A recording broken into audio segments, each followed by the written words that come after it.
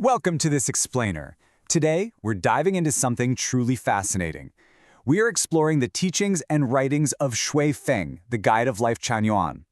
We're going to examine a very specific, highly comprehensive framework from his work that compares two profoundly distinct ways of living, the collective life and the individual life.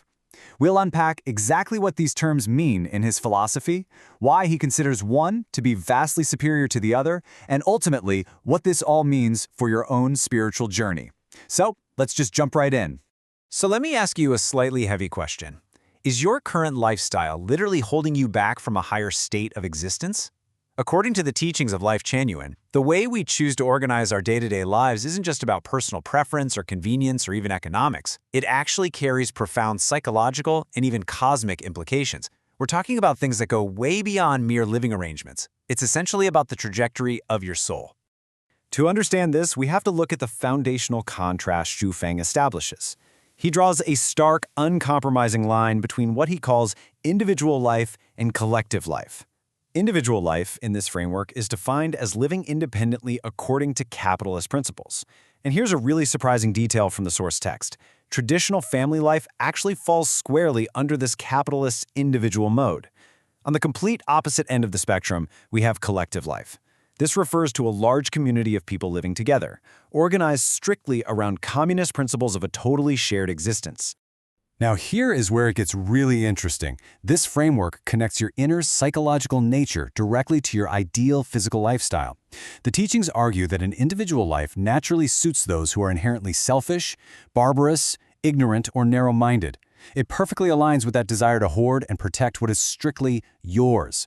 Conversely, the collective life is presented as the ideal natural environment for folks who are unselfish, civilized, kind, and open-minded. Basically, the text is arguing that who you are on the inside absolutely dictates how you should be living on the outside. But it's not just about matching your personality to a living situation. Xi Feng's writings actually outline 8 very specific, tangible benefits, both practical and psychological, of choosing the shared collective lifestyle over an isolated one. Let's break these down. The first 4 benefits focus heavily on our day-to-day well-being.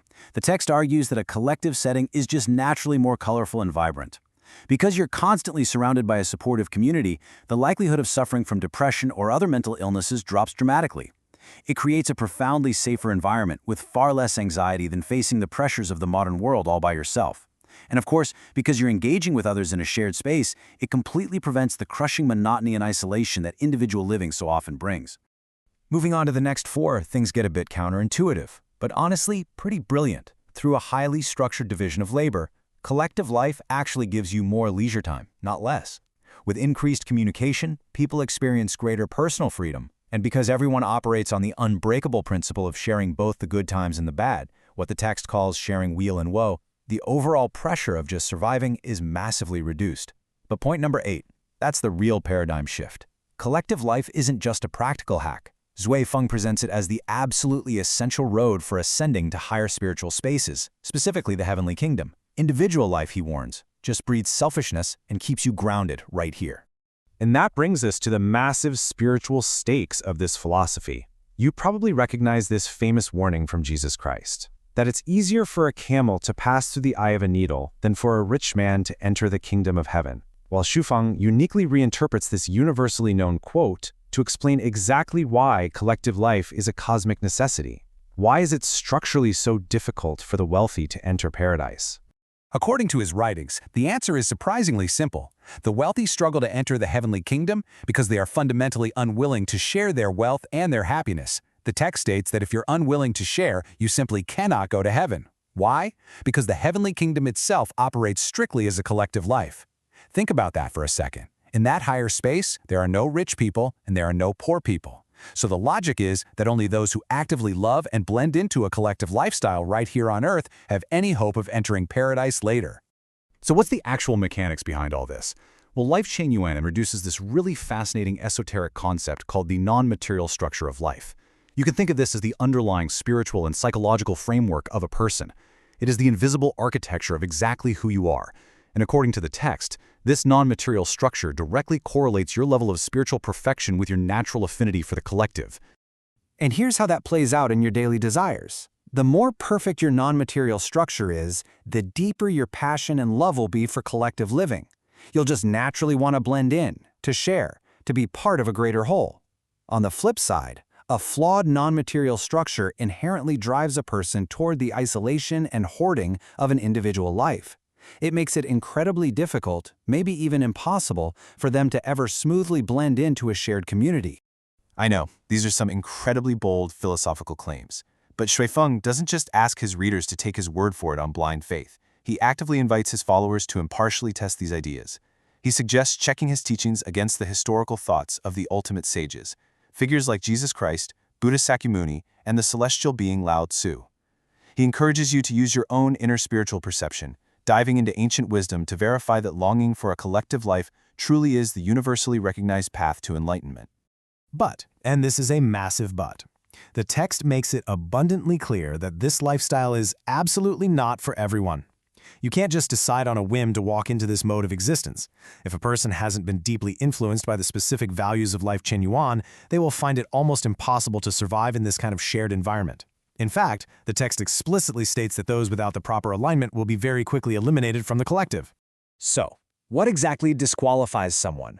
Well, individuals carrying traits like arrogance, selfishness, dishonesty, or being narrow-minded simply cannot withstand the pure atmosphere of Life Chen Yuan's collective, which they refer to as the second home. And the reason makes a lot of sense. An arrogant or selfish consciousness completely clashes with an environment that rigorously demands you share everything: your time, your resources, your good days, your bad days. The structural bondage of that collective atmosphere is just too much for a selfish mind to bear, and it will inevitably push them right out. Which leads us to the grand conclusion of this entire framework, getting right to the core of spiritual progression. If you want to know how far you've actually come on your spiritual journey, you need a reliable test. Shui Feng describes collective living as the ultimate touchstone of a person's spiritual cultivation. It's the ultimate proving ground. You see, this touchstone isn't about putting on a good show. It's not about reciting scripture or having a glib tongue. The true measure of your cultivation comes down to two steps. First, do you genuinely foster a love for collective life from the absolute bottom of your heart? And second, can you smoothly and harmoniously blend into that collective without creating barriers or friction? If the answer is yes, your cultivation is right on track. If not, the teachings suggest you might have been led astray by your own ego. So I want to leave you with a provocative thought straight from Shui Feng's teachings to reflect on today. If you were tested by the ultimate touchstone of true collective life right now, meaning you had to immediately share all your wealth, your personal space, and your daily struggles with the community, what would it reveal about your own non-material structure? Could your inner mind survive the collective touchstone?